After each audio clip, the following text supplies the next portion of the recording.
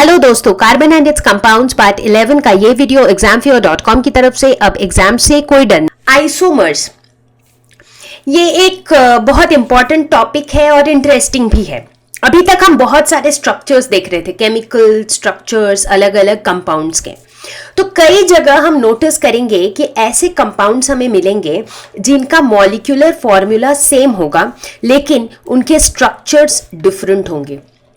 In fact जब मैंने ये बताया कि नॉमेनक्लेचर ज़रूरी क्यों है, IUPAC नेम देना ज़रूरी क्यों है, तो हमने खुद देखा कि अगर मॉलिक्यूलर फार्मूला को हम सिर्फ देखें तो एक ही मॉलिक्यूलर फार्मूला के बहुत सारे अलग अलग स्ट्रक्चर्स हो सकते हैं। और जब कभी हम ऐसे कंपाउंड्स देखते हैं जिसका मॉलिक्यूलर फार्मूला सेम है लेकिन स्ट्रक्चर्स अलग हैं, उन सबको हम कहते हैं आइसोमर्स और उस पूरे फेनोमेनन को कहते हैं आइसोमेरिज्म। ठीक है, तो हम आइसोमर्स के बारे में अभी थोड़ा सा और पढ़ेंगे, जैसे कि हम एग्जाम्पल लेंगे। तो यहाँ पे अगर मैं सिर्फ आपको ये 4 पिक्चर्स दिखाऊं, मतलब ये 4 स्ट्रक्चर्स दिखाऊं, क्या ये स्ट्रक्चर सेम है? सेम तो बिल्कुल भी नहीं है, सारे अलग अलग स्ट्रक्चर्स हैं।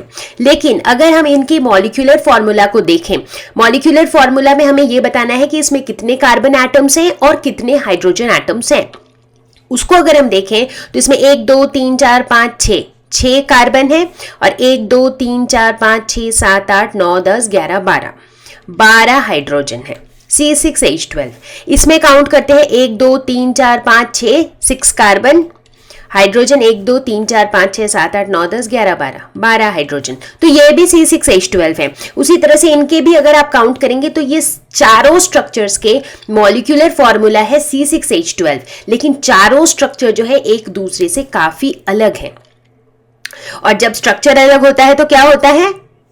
करेक्ट, तो प्रॉपर्टीज अलग हो जाती हैं, तो वो ओवरऑल अलग एक चीज हो जाती है, राइट। तो ये जो चारों हैं, ये चारों एक दूसरे के आइसोमर्स हैं क्योंकि इनका मॉलिक्यूलर फॉर्मूला सेम है लेकिन इनके स्ट्रक्चर्स अलग अलग हैं।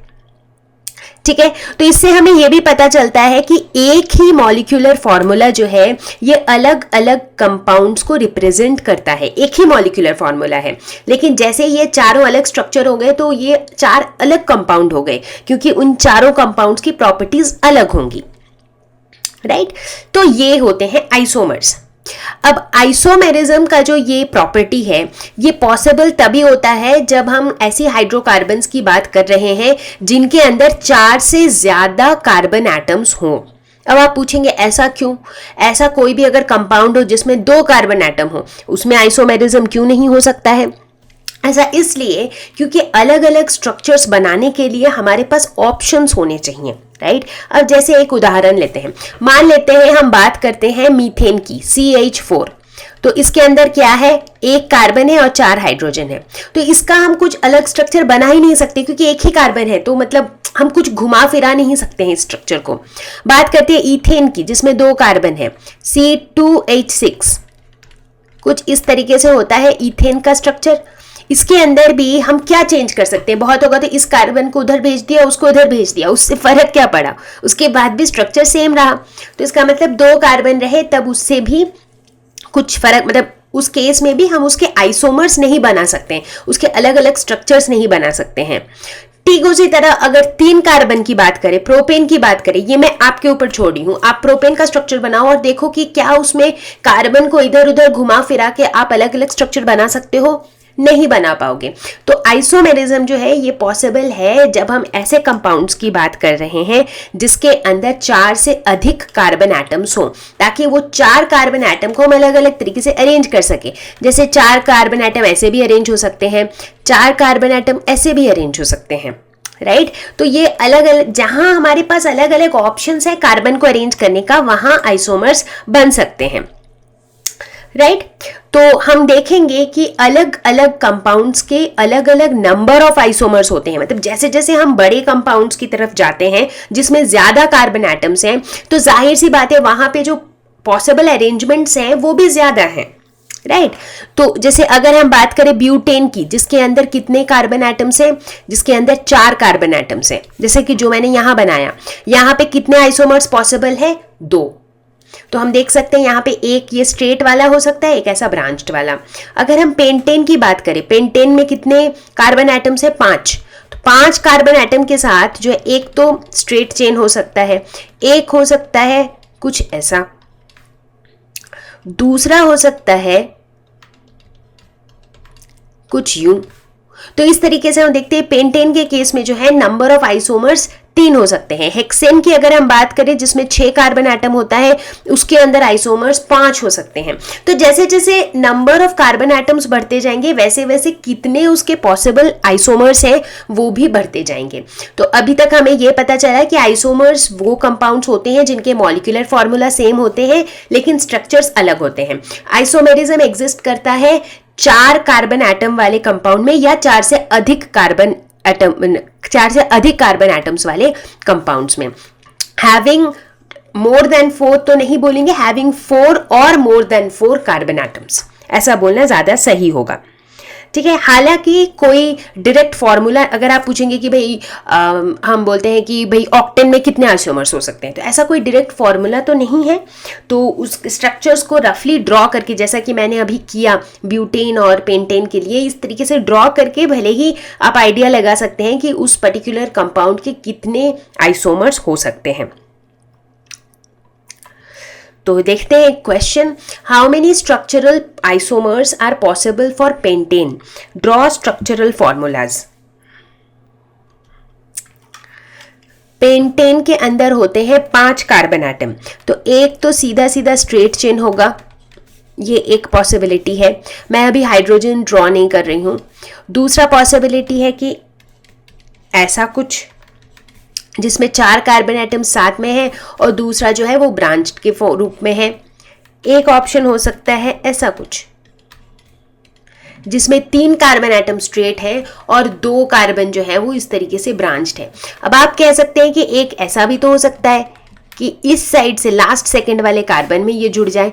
तो बेसिकली ये जो स्ट्रक्चर है और ये जो स्ट्रक्चर है ये सेम ही है। तो अगर आप इनके IUPAC नॉमेनक्लेचर भी करेंगे, इसकी IUPAC नेमिंग करेंगे रूल्स के हिसाब से, तो दोनों का नाम भी सेम ही है, राइट। दोनों का नाम होगा 2 मिथाइल ब्यूटेन। तो बेसिकली ये दोनों स्ट्रक्चर सेम है। तो इसीलिए हम कह सकते हैं कि पेंटेन के केस में टोटल 3 आइसोमर्स पॉसिबल हैं। अब बात करेंगे होमोलॉगस सीरीज की। होमोलॉगस सीरीज जो है ये किसी एक कंपाउंड के बारे में नहीं कहता है, ये एक सीरीज है। सीरीज का मतलब ही होता है जिसमें बहुत सारी चीजें साथ में हो। तो ये एक सीरीज है, ग्रुप ऑफ ऑर्गेनिक कंपाउंड्स है जिनके सिमिलर स्ट्रक्चर है, सिमिलर केमिकल प्रॉपर्टीज है। यहाँ पे ध्यान दें कि हम यहाँ सिमिलैरिटी की बात कर रहे हैं, हम ये नहीं कह रहे कि सेम स्ट्रक्चर है सेम प्रॉपर्टीज है। सेम ही होगा तो वो दोनों चीजें एक ही होंगी, राइट। तो जिनके स्ट्रक्चर में कुछ सिमिलैरिटी होती है जिसकी वजह से उनके प्रॉपर्टीज में भी कुछ सिमिलैरिटी होती है, और इनको सीरीज हम क्यों कहते हैं? सीरीज हम जनरली किसको कहते हैं? जैसे जहां पर भी एक के बाद एक कुछ होते रहता है उसको हम कहते हैं सीरीज, राइट। जैसे हम कई बार बोलते हैं सीरीज ऑफ इवेंट्स, मतलब एक के बाद एक इवेंट होते रहता है। तो यहाँ पे क्या हो रहा है कि ये जो कंपाउंड्स हैं वो एक सीरीज में अरेंज्ड होती हैं, मतलब एक के बाद एक ये कंपाउंड्स अरेंज्ड होते हैं, और हर 2 कंपाउंड जो है वो CH2 ग्रुप से डिफर करता है। यानी कि अगर पहले कंपाउंड का मॉलिक्यूलर फॉर्मूला देखो, उसके साथ 1 कार्बन और 2 हाइड्रोजन ऐड कर दो तो दूसरा कंपाउंड आ जाएगा। दूसरे कंपाउंड के मॉलिक्यूलर फॉर्मूला में 1 कार्बन और 2 हाइड्रोजन ऐड कर दो तो तीसरा कंपाउंड का मॉलिक्यूलर फॉर्मूला आ जाएगा।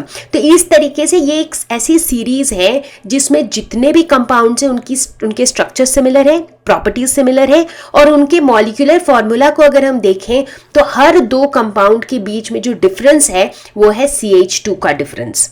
ठीक है, उदाहरण लेते हैं, उसके बिना कुछ समझ नहीं आएगा। पहला उदाहरण है एल्केन्स। एल्केन्स जो है ये एक होमोलॉगस सीरीज बनाते हैं। कैसे? पहला एल्केन मीथेन, उसके बाद इथेन, प्रोपेन, ब्यूटेन, पेंटेन। अगर हम देखें इन सब के स्ट्रक्चर्स में कुछ सिमिलैरिटी है, जैसे कि ये सारे एल्केन्स हैं, सबके अंदर सिर्फ सिंगल बॉन्ड है, सबके अंदर सिर्फ कार्बन और हाइड्रोजन है। सिर्फ हम ये देखते हैं कि फ़र्क क्या है। फ़र्क सिर्फ ये है कि जो कार्बन एटम्स के जो नंबर हैं और हाइड्रोजन एटम्स के जो नंबर हैं वो सिर्फ बढ़ते जा रहे हैं इस सीरीज़ में। और उसमें भी देख सकते हैं कि CH4 के अंदर अगर हम CH2 और ऐड कर दें तो क्या हो जाएगा, C2H6, और वही है ईथेन। अब ईथेन के अंदर अगर हम CH2 और ऐड कर दें तो क्या बन जाएगा, C3H8 यानी कि प्रोपेन। प्रोपेन के अंदर CH2 ऐड कर दें तो बन जाएगा C4H10 यानी कि ब्यूटेन। तो इस तरीके से हम देखते हैं कि किसी भी दो कंपाउंड के बीच में जो डिफरेंस है वो कितने का है, CH2 का। एल्केन्स होमोलॉगस सीरीज बनाता है, एल्कीन्स भी होमोलॉगस सीरीज बनाता है, और एल्काइंस भी होमोलॉगस सीरीज बनाता है। ये एल्काइंस है, ठीक है। तो इन सभी में हम देखते हैं कि जो डिफरेंस है किसी भी दो कंपाउंड के बीच का वो CH2 का ही डिफरेंस है। अब सबसे इंपॉर्टेंट क्वेश्चन, भाई होमोलॉगस सीरीज सडनली हम क्यों पढ़ रहे हैं, इसको पढ़ने का क्या फायदा होगा और इसको पढ़ना जरूरी क्यों है? क्योंकि ये एक ऐसी सीरीज है जिसके अंदर सबके केमिकल कैरेक्टरिस्टिक्स सेम है, सबकी प्रॉपर्टीज सेम है, जो कि एक बहुत महत्वपूर्ण बात है। क्योंकि केमिस्ट्री जो हम पढ़ते हैं इसमें मोस्टली हम पढ़ते हैं अलग अलग तरह के कंपाउंड्स के प्रॉपर्टीज को स्टडी करने के लिए। तो इसके अंदर अगर हमें कोई एक ऐसा ग्रुप मिल जाता है जिस ग्रुप की प्रॉपर्टीज सिमिलर है, फिर तो बहुत अच्छी बात है, क्योंकि दैट वेज हम काफी सारे कंपाउंड की प्रॉपर्टीज जो है एक बार में ही जान लेते हैं, राइट। तो ये सारे कंपाउंड्स की कैरेक्टरिस्टिक सेम है। Gradual change in their physical properties with increase in molecular मास। चूंकि यहाँ पे हम एक सीरीज की बात कर रहे हैं तो देखा जाता है कि जैसे जैसे हम इस सीरीज में आगे बढ़ते हैं, जैसे मीथेन से इथेन गए, इथेन से प्रोपेन गए, प्रोपेन से ब्यूटेन गए, जैसे जैसे हम जाते हैं तो उनके मॉलिक्यूलर मास में इंक्रीज दिखता है, क्योंकि हर बार CH2 जुड़ जा रहा है तो मॉलिक्यूलर मास बढ़ता है। और जैसे जैसे मॉलिक्यूलर मास बढ़ता है इनके फिजिकल प्रॉपर्टीज में भी एक ग्रेजुअल चेंज दिखता है। इससे क्या होगा, इससे यह होता है कि एक होमोलॉगस सीरीज में जितने भी कंपाउंड्स हैं हमें इंडिविजुअली सबकी प्रॉपर्टीज जानने की जरूरत नहीं है। अगर शुरू के कुछ कंपाउंड्स की प्रॉपर्टीज हमें पता है तो हम जो है गेस कर सकते हैं कि जो आगे के कंपाउंड्स होंगे उनकी प्रॉपर्टीज कैसी होंगी। A general formula to describe, सबका एक जनरल फॉर्मूला होता है। अगर हम एल्केन की बात करें तो उनका जनरल फॉर्मूला होता है CnH2n प्लस 2। उसी तरह एल्कीन की बात करें तो होता है CnH2n। एल्काइन की बात करें तो CnH2n माइनस 2। तो एक जनरल फॉर्मूला होता है। Difference in molecular mass of any two adjacent homologues is 14। ऐसा क्यों? ऐसा इसलिए क्योंकि किसी भी दो कंपाउंड के बीच में फर्क होता है CH2 का, और CH2 का मॉलिक्यूलर मास कितना हुआ, कार्बन का मास हो गया 12, हाइड्रोजन का 1 है लेकिन यहाँ पे 2 हाइड्रोजन है तो ये हो जाएगा 2, तो ये हो गया 14। तो इसीलिए किसी भी दो कंपाउंड के बीच का जो मॉलिक्यूलर मास का फर्क होता है वो होता है 14। Any two adjacent homologues differ by 1 carbon and 2 hydrogen atoms, वो तो हमें पता ही है। सेम फंक्शनल ग्रुप, सारे जो है वो सेम फंक्शनल ग्रुप को बिलोंग करते हैं। Same method of preparation, similar structural formula, same nature of element. तो इतनी सारी सिमिलैरिटीज होने की वजह से मतलब हो ये रहा है कि हम एक ही बार में, जैसे कहते हैं ना एक तीर कई निशाने, तो उसी तरीके से एक ही बार में हम काफी सारे कंपाउंड्स को स्टडी कर पा रहे हैं। और उन सब में चूंकि सिमिलैरिटीज हैं तो अगर एक के बारे में हमें पता है तो हम बाकी सब के बारे में भी उनकी प्रॉपर्टीज, उनकी method of preparation, structural formula, सब कुछ जो है हम जो एक के बारे में पता है उसी की हेल्प से सबका लिख सकते हैं। Thank you. क्लास 6 से लेकर के 12 तक के maths, physics, chemistry, biology, English grammar, science experiments और मोटिवेशनल वीडियोस को फ्री में देखने और पढ़ने के लिए ज़रूर विजिट करें examfear.com और हमारे चैनल को सब्सक्राइब करना बिल्कुल ना भूलें। Thank you once again.